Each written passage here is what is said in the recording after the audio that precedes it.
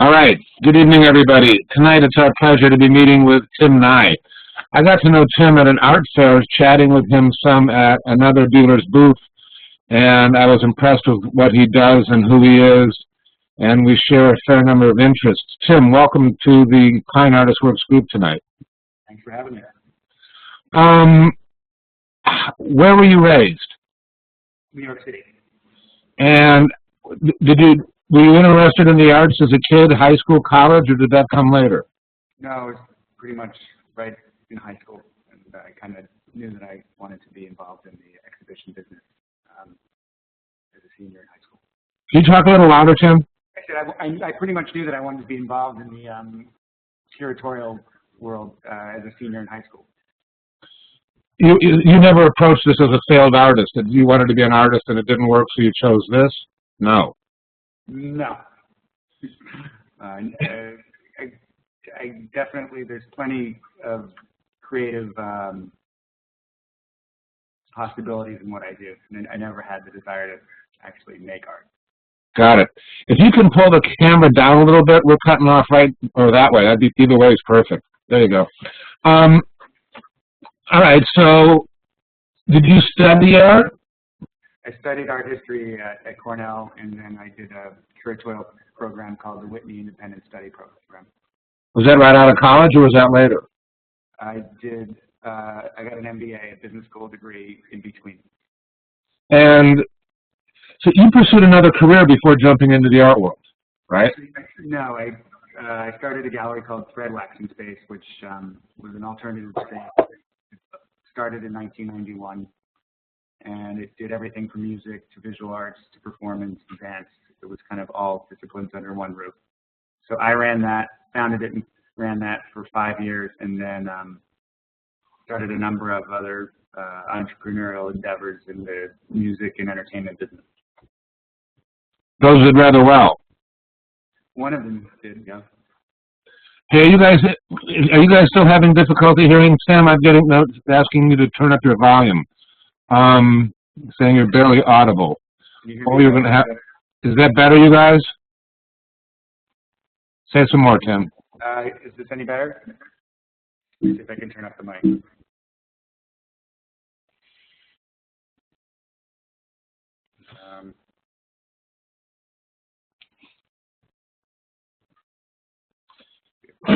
So your agenda with thread waxing and your agenda now is kind of different, isn't it?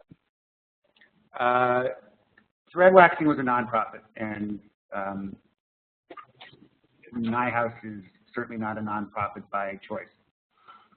Okay, but the kinds of artists with whom you work are different, right? Well, now I actually represent artists. Thread Waxing Space led into a project called Foundation 2021, which was still more project-based and a nonprofit, and that led into NYEHAUS. And NYEHAUS had a very eclectic program from its onset for the first 5 years, and then because of reading a book by Lawrence Weschler called Seeing is Forgetting the Name of the Thing One Sees in college about the work of Robert Irwin, who kind of was a seminal artist that sort of coined what is now known as the Los Angeles light and space artist. Oh, Tim, people are still having a problem hearing. I don't know what to do. Let's see here. I can hear you okay, but maybe I'm capable of cranking my volume more than they are.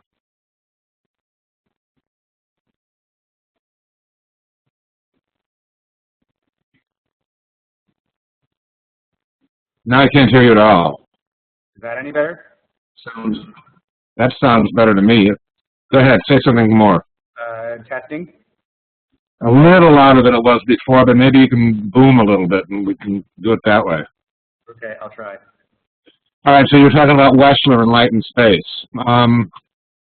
So, I mean, just as running a business, when collectors would come and visit our space, they didn't really know whether they were coming to see a Basilid show from the 1960s or a more cutting-edge new artist. And it was sending a very confusing message in terms of what NYEHAUS really was. So for a number of reasons, we kind of focused the program on this Los Angeles group of artists from the 1960s. Was that mostly out of belief structure, you think, or because it was really practical, or both? It wasn't really that it was practical. It was kind of the confluence of a lot of interests and sort of figuring out, you know, what I wanted NYEHAUS to be.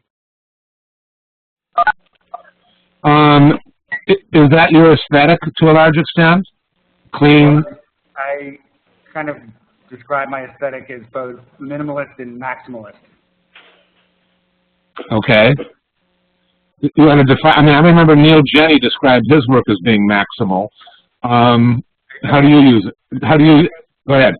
In the California context, minimal would obviously be Larry Bell or John McCracken, and then in this genre of artists, it's more the assemblage artists like Bruce Conner or Ed Keenholz would be on the maximalist side.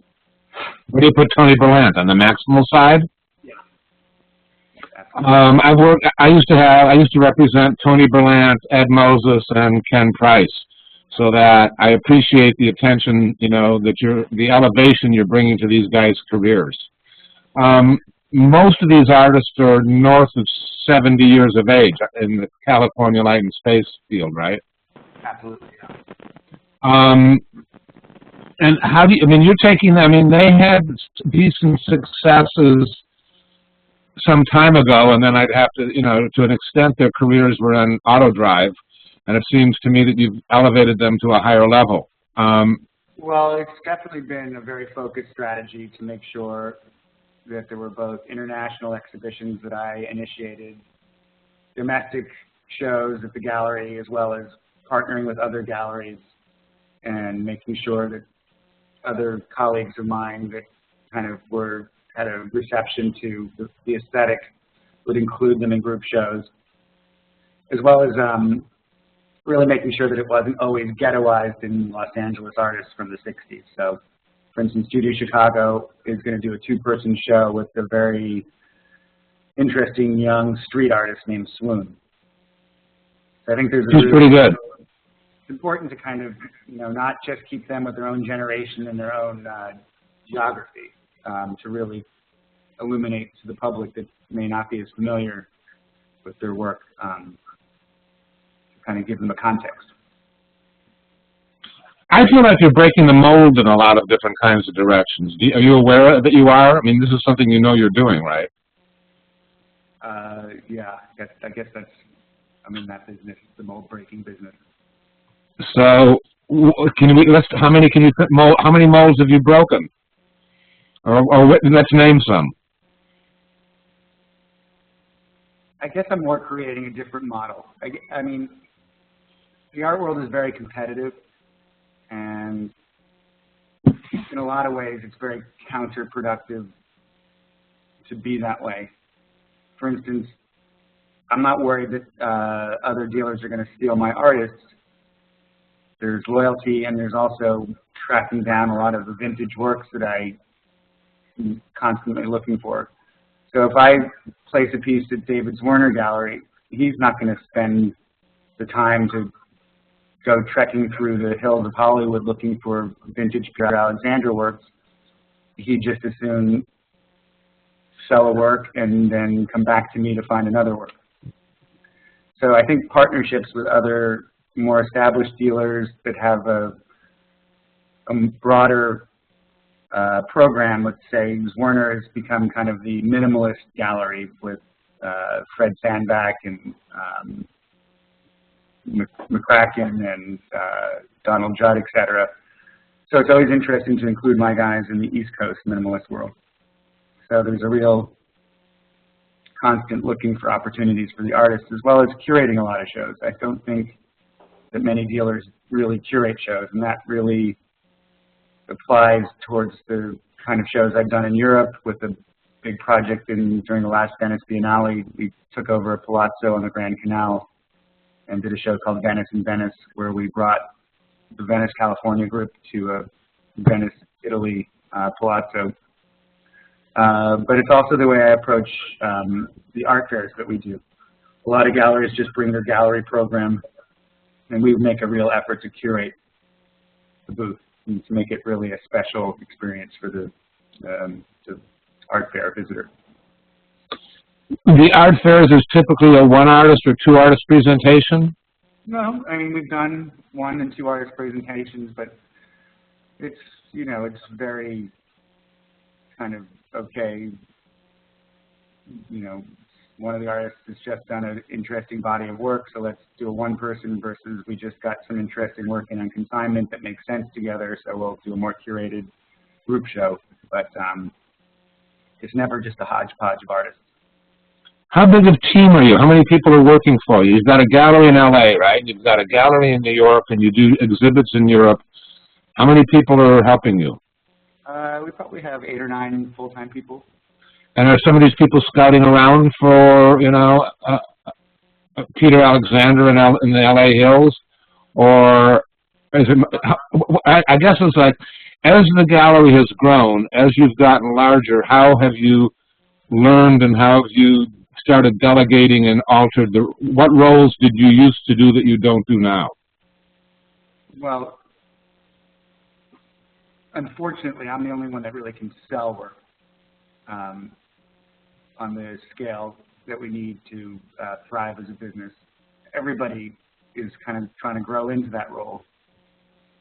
And I do most of the curating. My business partner in LA, Lexi Brown, has a lot of access to the, you know, treasures that are hidden away. And she and my aesthetic are quite similar, so it's a very complementary relationship there. But the sales is something that I'll always try and clear my plate to focus on because, you know, that's what keeps the lights on. How much time do you spend in these different locations? I try and do 2 weeks in either coast and 2-week blocks. And you were what? You were in London a few days ago. Yeah, Judah Chicago had a museum show in at a gallery called the Uden Gallery, and it was a museum in London. So I found a gallery that we've done some collaborations with in the past called Riflemaker, and so we did a commercial show with them. Were you a collector all along? Yeah, I'm a collector, but I don't get that attached to work. There's definitely a few pieces that I regret selling, but in general, it's always about something new that catches my curiosity, and I don't have to live with it permanently. Are all the artists you're working with from Southern California? For the most part. All the artists we represent. Are they all over 60? No, we've just started to really kind of put together the next generation of these artists that are kind of working in the same light and minimalist language. So we're representing about 3 or 4 artists from kind of the next generation. Name names.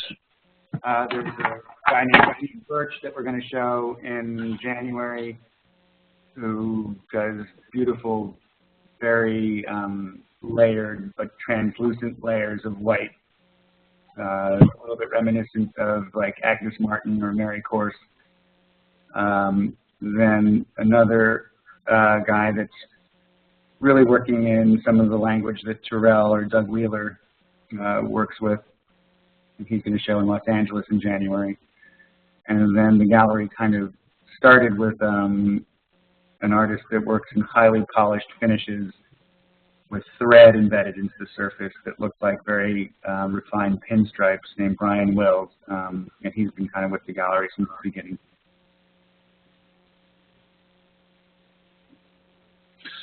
I mean, what's the price range of stuff you're selling? A lot of it's over 100,000. Major pieces from all of these guys are over 100,000, yeah. And then 1 to 200,000 range. Have you been able to get you've been able to get their prices higher as a result of your participation, I think? Yeah, I don't think there's an artist that we work with that hasn't at least doubled in price in the last 4 or 5 years. I mean, the guys that I know that you're working with, they're all rather pleased to have a relationship with you. You know, they like the attention, they like the quality of the person you are, and they like seeing more money coming their way. Well, that's, yeah, all true. I think it's the regularity that I'm forcing them to work.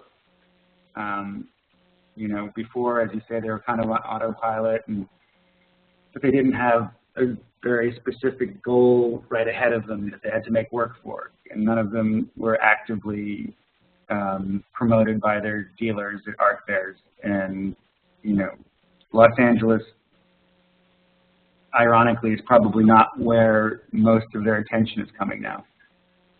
So yes, they would do exhibitions in Los Angeles, but nothing really was set on fire. Everybody kind of knew the work, and even if they continued to make good work, it wasn't, you know, it wasn't creating any real electricity. So it was when I started showing them outside Los Angeles that I think they got more inspired. My sense is that galleries that have opened space, East Coast galleries that have opened spaces in LA haven't done particularly well, because I think LA is particularly proud of their own people to a much larger extent than many other cities are. And that, you know, and the East Coast New York dealers who've come to LA typically have brought outside artists as opposed to inside artists like you have. So how has your acceptance been from other dealers, from the community, and artists? You know, I mean, I think it's really, you're showing some of my favorite people, so I'm thrilled with this. But how has the acclamation been? It's been interesting. I wouldn't say wholly positive. We've gotten really ignored by the Los Angeles press, or I should say more the LA Times and the LA Weekly, the more pure, you know, the more weekly and daily publications. The collectors are, I think, starting to kind of, you know, trust us. And that's, I think, what it is about. It's about, you know, trusting my aesthetic and trusting, you know, that I'm in it for the long haul. But, you know, there are not as many collectors in Los Angeles as one would think, I guess, that are actively looking to spend north of $100,000. Has Christopher Knight been in? He's been in, but he's never written anything. That's interesting. Where are most of the collectors? So you're growing new collectors for these folks to a large extent. Well, the irony is that the physical gallery space is almost a lost leader. Most of my sales really kind of are not exhibition specific. So we do mount the exhibitions, and frankly, that's what keeps me stimulated. But yeah, the exhibitions themselves are not what's driving the business. I think that's true more and more with upper-end galleries today. So all right, begs the question, what's driving the business? Well, it's just, you know, the world doesn't really, I mean, there's obviously collectors that want to see the work in person, especially if they're spending, you know, 5 or 6 figures, 7 figures. But so much business is done, you know, over the internet and at art fairs. I mean, the thing about art fairs that is great is that you get you know, the biggest possible audience. And even if you're, you know, Gagosian, the actual traffic of real clients is probably not as big as one would assume. It doesn't mean that on a given Saturday, Gagosian won't have 100 people in the gallery, but of those 100, how many are actual collectors versus tourists? I don't know. Okay. What percentage of people are buying work there sight unseen? I'm presuming they're familiar with the artist and they know what the work looks like and they know what to expect. They're buying a piece of Billy Al Bankston, you know, somebody describes the condition, you have a good sense of what it looks like. I would say half the time they're comfortable. I mean, I have to represent the condition and take the risk that it's coming back to me if I'm not accurate in how I've assessed the condition.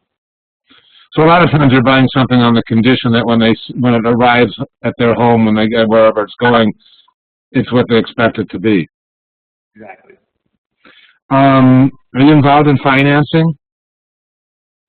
Excuse me? Are you involved with financing? Do these people pay over a number of months, or is it always work shows up, check gets written? What funds get wired?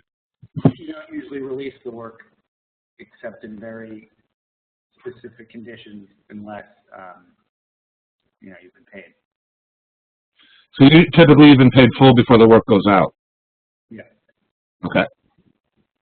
How old are these younger artists that you were talking about that you work with? Early 40s. How did you find them? How did they find you? Oh, let's see. I don't know. Everybody, you know, that's the value of kind of creating a very specific aesthetic brand for the gallery. They tend to find you. Okay. And so were some of them recommended by the artists you're already working with?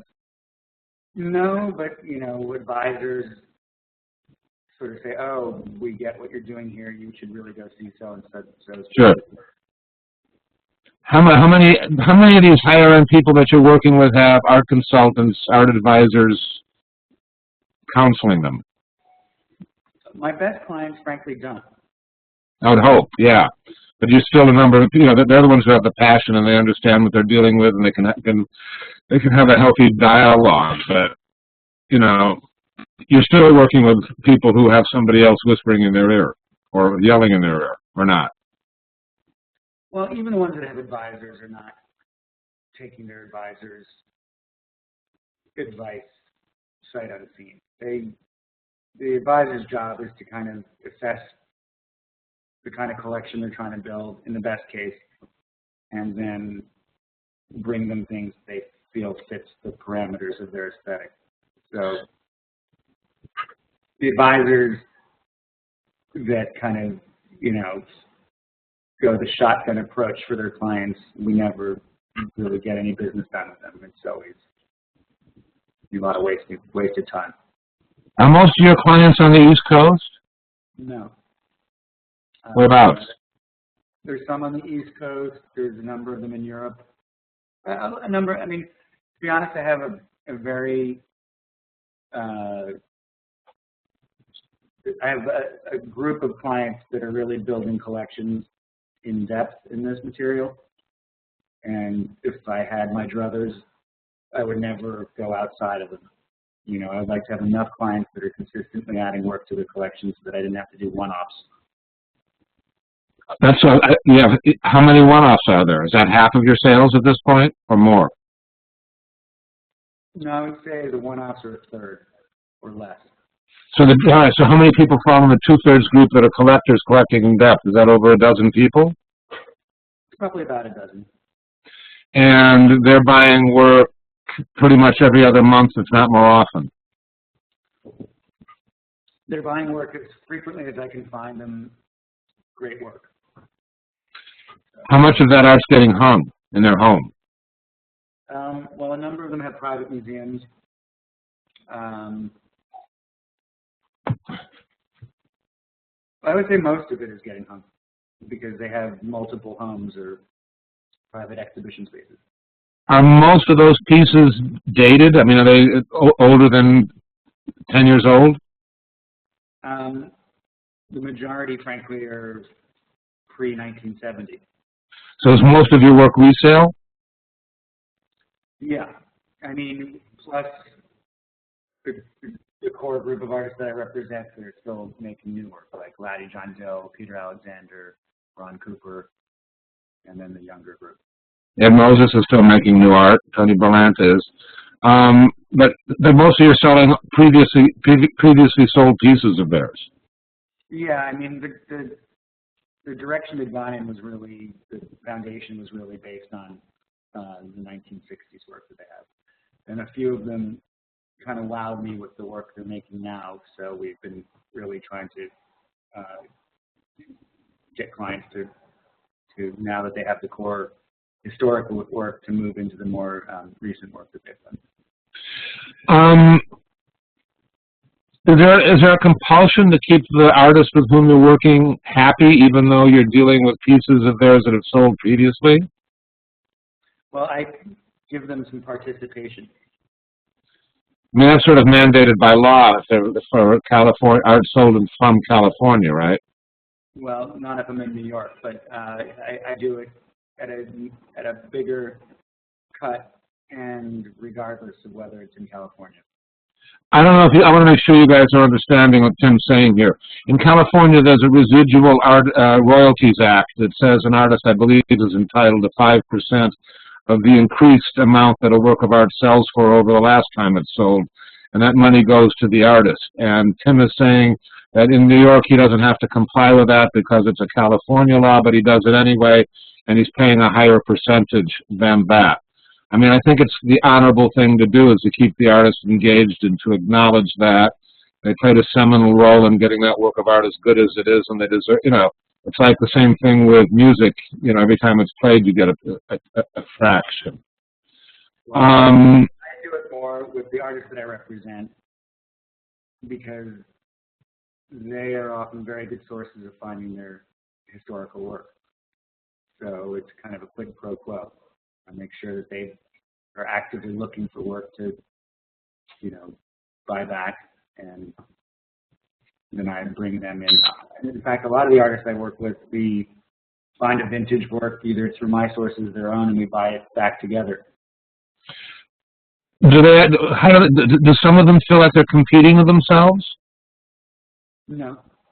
No, like, let's use Peter Alexander as an example. I mean, you know, we have a very big demand for his historical work, and we both have our sources for finding it. And so we have kind of an agreement that he finds a piece that is available and we'll buy it together, and vice versa. How much of this work needs some restoration? A lot. In his case, though, it's very easy to restore. Really? Well, his work can be very easily polished, any scratches polished out of it. I didn't realize that. All right, so how much of is he doing the restoration? No, well, it depends. I'm probably not the usual. I mean, most times the artists are not doing the restoration on work they created, correct?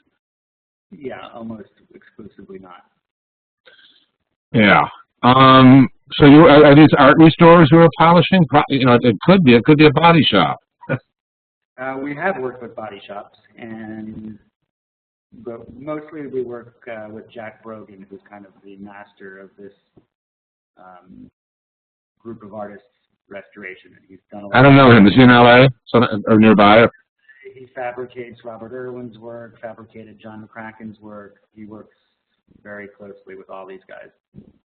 So nobody can match a color if something needs to be touched up the way he can. Cool. All right. Let's see if anybody else has that. You guys have questions that you want to ask of Tim? Who's got a question? I know you do. Anybody there? Hey, Mark, your time. Go ahead. I read about that floor that you had behind you, that it was vinyl tape, and I was curious how it's holding up or if it's protected with something else. It looks great. It actually holds up really well. It's strips of vinyl tape, and when anything is like, you know, in areas where there are rolling chairs, like at my desk, and it gets part gets removed, it's very easy to lay down a piece in its place and make it seamlessly invisible. But for the most part, except in very, you know, high traffic areas like around a dining room table, it hasn't had any wear and tear. Great. Looks cool. Yeah, it's very simple. How much art are you buying from your artists? Are you buying for inventory? Are you buying for yourself? You know, the work is scarce enough so that anything good comes up, I try and figure out some way of buying it. And then you hang it at home or you hang it in the gallery? It's sort of, you know, you have a library card? Well, we try, you know, bring it to art fairs or, you know, use it in different exhibitions that we're organizing. It's really, there's not a surplus, you know. It's like we sell it as fast as we can get it. You know, I wish I could afford to hold on to more of it, but it's also good to get it into great collections, so we're always very conscious of that. If you guys have more questions, raise your hands. Do you do different kinds of exhibits on the East Coast and West Coast? I guess the West Coast is a little bit more experimental and does maybe more curated shows at this point. You know, we're trying to figure out an interesting strategy to differentiate the two coasts. Obviously, the physical spaces are very different. The New York space is a 19th century townhouse, and the West Coast space is a beautiful white box. So certain exhibitions make more sense in either space, but we've definitely shown more younger artists in the West Coast side. Do shows move from one space to the other, or works from one space to the other to be included in a different exhibit? Works for sure. We have yet to do, I think there's going to be opportunities to kind of do simultaneous shows. There would be opportunities to travel a show from one coast to the other, but we've certainly shown individual works on both coasts, but have yet to collaborate on an actual exhibition. When you say something's more curated in LA, who's doing the curation? Me for the most part. You're not using outside curators, typically? Not opposed to it, it just hasn't come up yet. Okay. The West Coast Gallery's only been open a year. Right. Karen, go ahead. Hi. Thanks for doing this. I think you mentioned that your artists have doubled their prices since they've been with you, and I was wondering what you're doing in order to get those prices, and what you might recommend to contemporary artists as far as getting their work out there and sought after by collectors. Well, I guess the worst thing to do is to try and create an artificial market that doesn't exist. So every time we raise prices, it's really when there's way more demand for the work than there is inventory. I mean, raising prices, in my opinion, is always a function of demand. I would never recommend any artist just kind of arbitrarily raise their prices unless they're feeling like, you know, they don't have enough work, that it's constantly being bought. So it's all about scarcity. But how are you achieving the demand by clients? How are you elevating the reputation of the artist in order to get people interested? I have really big pom-poms. What was that? I have very large pom-poms. Oh. No, it's really, you know, it's banging away, getting them exposed in a variety of different venues, both, you know, in America as well as in Europe. The art fairs are a very good way to introduce the work to a very broad collector base. But there's no magic formula. It's an accumulation of all of the different individual efforts that eventually kind of get a buzz going. And how are you finding your clients? Are you getting them through art fairs or other means? Oh, it's a word of mouth. Again, that comes back to having a very specific program. You know, somebody that's interested in West Coast minimalism knows to come to me at this point, as opposed to, you know, there's galleries that have a much more diverse program where, you know, you may have a specific artist that you might go to the gallery for, but the way that these artists show together makes a lot of sense. So when somebody buys Peter Alexander, they know that, you know, Larry Bell will also look interesting in that context. So it's very much kind of an aesthetic pairing, I guess. These guys all had a conversation going on with one another, and their art was in conversation in the 60s and 70s. To an extent after that, they remained friends, and their art, when know, slightly different paths, but their art talks to all their art talks to each other really well. Yeah, I think, you know, in a way that I haven't, I mean, there's not what you would call movements really anymore. You had kind of the British school, you had Leipzig in Germany, you had a few different movements, but none of them really had an aesthetic alignment the way that these West Coast artists did, except back in those days where you had minimalism or pop art. There's not an aesthetic unity anymore. So it's a very different approach, I think, to building a collection if you are talking to me versus, you know, another gallery, I guess. What's the role of auctions in your business?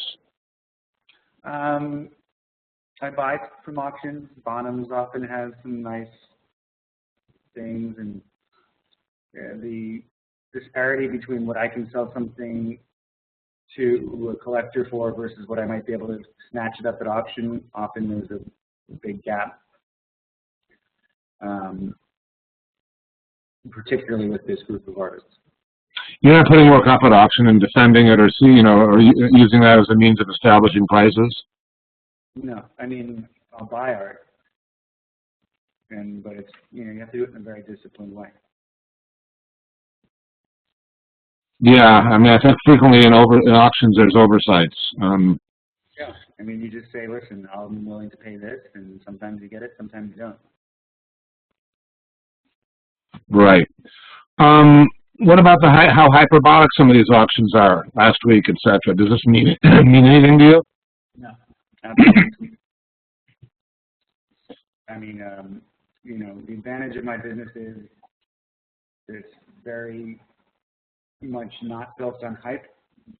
So my business doesn't have the volatility that the rest of the art world does. But hype is something you still use in putting out your image, your name, your brand, isn't it? Not so much the hyping the artwork artificially.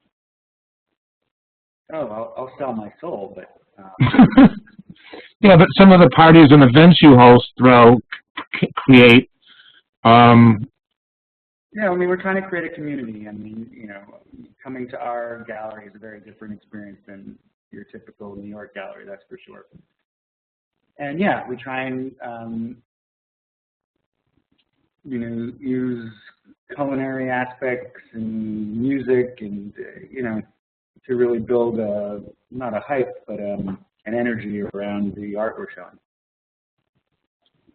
But you also continue to be innovative with that. It's not like it's the same thing repeatedly, much more you're coming up with new content or new ideas. Yeah, I mean, for Miami, for instance, we're not participating in any of the art fairs this year. We're taking a duplex bungalow at the Delano Hotel and removing all of the furniture and turning it into a 1960s version of the Delano Hotel. And then doing a number of concerts to promote the exhibition and et cetera. So yeah, we have all sorts of ways of getting an audience. How does that work? I mean, if you're dealing with how are you growing your collector base?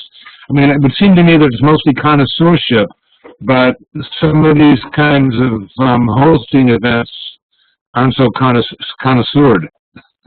Well, they are in some ways because creating a happening requires connoisseurship. Go on. Well, you know, we're found the perfect musician that creates the right vibe for the evening. Ron Cooper, one of the artists we work with, creates the most celebrated mezcal in the country. It's just all of the aesthetic decisions that we make and all of the, you know, I don't know, it's not just throwing a party, put it that way. Okay. And how does one get invited? We're not all that selective, you know, just send me an email. Okay. Anybody else have questions?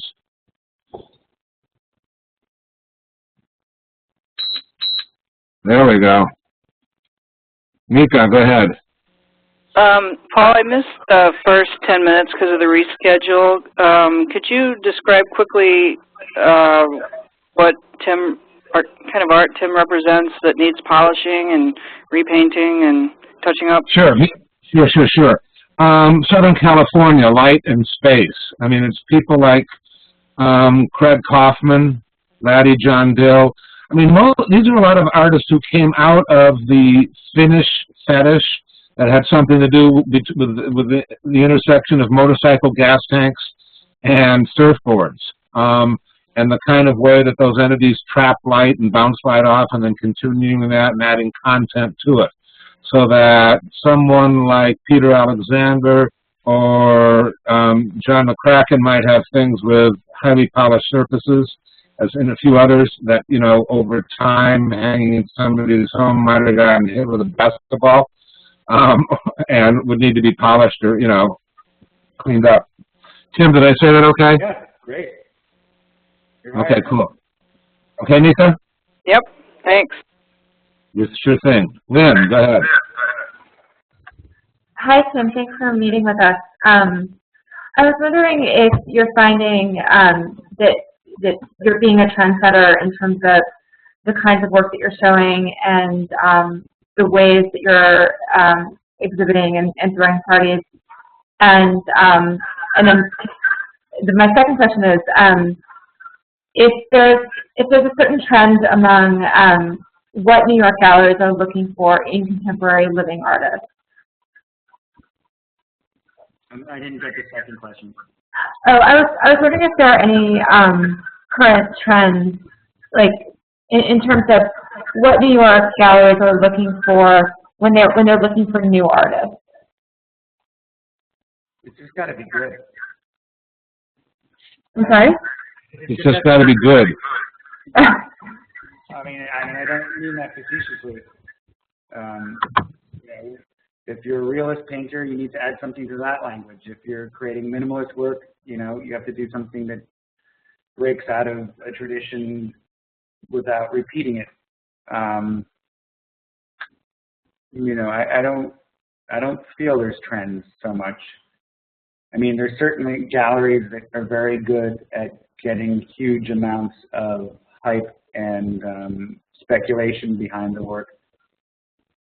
And I find that super depressing and really completely vacant of having any real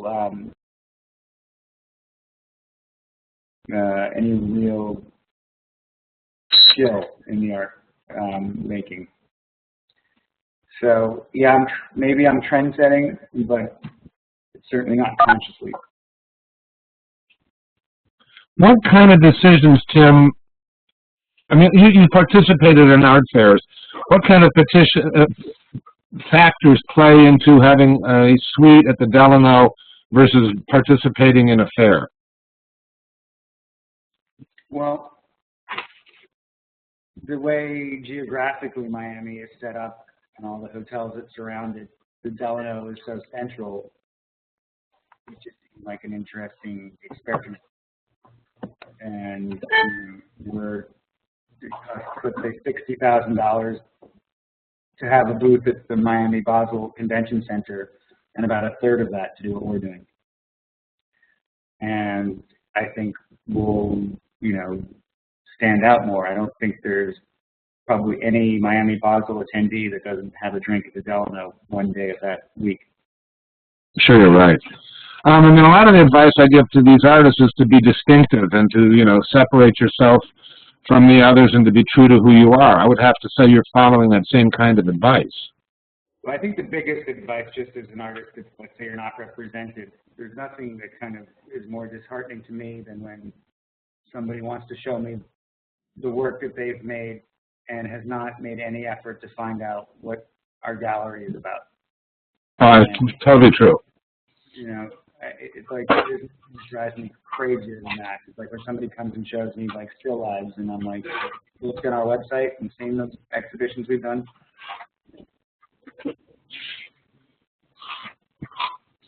Yeah, people should do their homework for sure. Who else has got a question? Well, maybe we could be done. Oh, there they come. Therese, go ahead. Okay, can you hear me okay? Yeah, you're quite loud, actually. Go ahead. Down. How's that? Is that better? It is, thank you. Now I can't hear you. You're off. Hear me? No, yes. No. What is it? Hello? Yes. Can you hear me? Okay, I'm just going to keep my hand like that. Hi, Tim. I'm an LA artist, and I have actually been to your gallery quite a few times, and it's quite wonderful. I really enjoy your shows. I have a question for you about, well, actually two things. Did you have representation at the last LA Art Fair where you, what was it called, Art Platform in Santa Monica? And because I'm thinking I may have seen, I'm not familiar with Stephen Birch's, I think his name is Stephen Birch, the one that you were talking about that did the white-on-white paintings. Peter Blake, who's down in Orange County, showed his work. Oh, that's where I saw his work. They were quite lovely. And number two, I know Ed Moses just recently had a big show at William Turner Gallery. How does that work with you if you're also showing his work and he's making new work for, let's say, the show at Turner Gallery? Does he also make new work for you when you're doing his show for him? Well, I don't represent Ed. We're very good friends, and I've shown his work. So, but let's say that wouldn't be acceptable if it were an artist that was represented. Okay. Okay. Got it. Okay. You know, Peter Alexander made figurative work for a period of time that we don't work with, and if there's another gallery that expressed interest in that, you know, I'd be happy to support those efforts. And you know, consigning a work here or there to a gallery in a group show, I'm always happy to do. But it did not work out if we're trying to do one-person shows at my gallery in Los Angeles and my next-door neighbor. Got it. Okay. Great. Thank you. Linda, go ahead. Tim, I had a question about, do you have to educate new people or? Well, you're breaking up. Wait. Tim, did you get that? I didn't. I have to educate my clients? Is that the question? Right. When looking at minimalist work and, you know, maybe a Donald Judd, I don't think the average person in public realm anyway understands the work readily. Well, I think I'm pretty much a sunk ship if they haven't kind of understood minimalism in general. Because there has to be a certain art historical knowledge. I mean, I would argue that you look at an artwork from the artist I show and it should just kind of mesmerize you. But that's different than saying, okay, I'm going to spend $100,000 on that artwork. So I think, you know, you have to know something about minimalism, and that, you have to kind of know who Donald Judd is in order to really contemplate spending that kind of money. So to that extent, I guess I presume a certain amount of art historical knowledge, and if that doesn't exist, then I'm probably not going to be very successful with you. Okay, Linda? Thank you. What do you do? How much work are you doing that's secondary market work that isn't of artists who fit into these categories? I mean, if somebody's got it, I mean, do you work with Donald Judd's work? I do. As I veer away from my own wheelhouse, it's just, you can't emphasize enough how your success dissipates. So yes, Donald Judd or Flavin or something like that, fine. You start to try and sell a Lisa Yuskavage painting, I'm probably not going to be very successful. Never mind.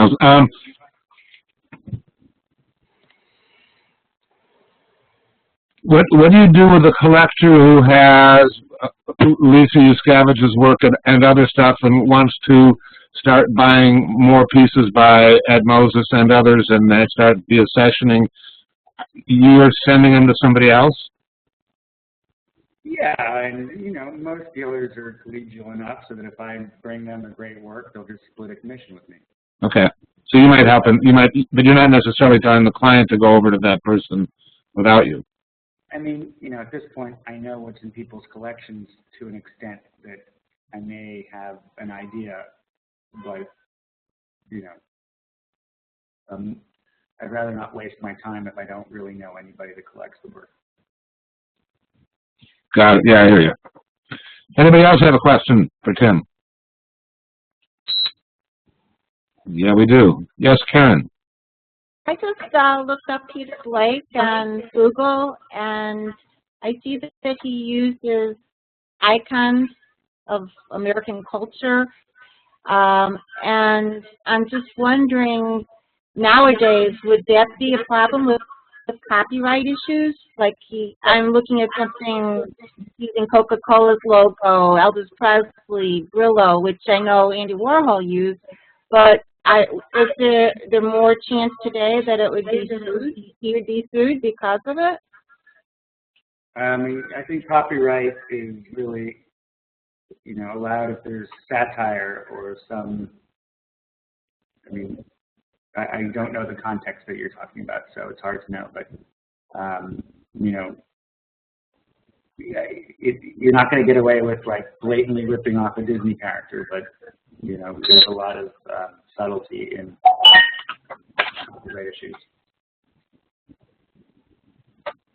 Cool. Anybody else? I've got time for one more question if there's one. How many hours a week are you working? You're doing this shit all the time, aren't you? You're going from here to a collector's home. You were in London over the weekend. I mean, do you have a personal life?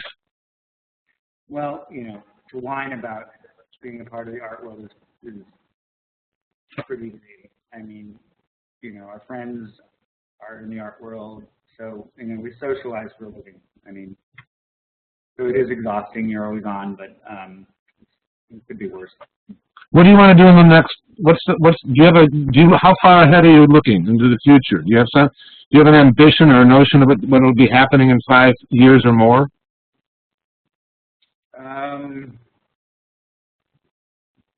I think, you know, my intellectual interests are kind of about combining different artistic venues, whether it's theater or film. I think there's ways to combine different disciplines into new forms of exhibition projects. And so those are the things that always kind of get me completely excited. Do you think this predominantly comes from the internet stirring stuff up and creating new paradigms and new opportunities? No, because I'm more interested in old school. You know, I like books and I like more traditional forms of entertainment. But you don't think if it weren't for the internet, I think the internet provides a permissiveness for new ideas. Maybe there's that. Maybe there's just access to information that stimulates creativity. I don't know. Yeah, I mean, there's something there. Yeah. Awesome. All right. Well, let's wrap this up. Tim, thank you very, very much for being with us. I appreciate all the insights and the integrity, and I really appreciate what you're doing for a lot of my friends. You know, I think that there's some fabulous artists there, and I'm thrilled to see them get the kind of justice, exposure, and acclaim they deserve, and a lot of that's because of you. Thank you very much. Yeah. Thank you.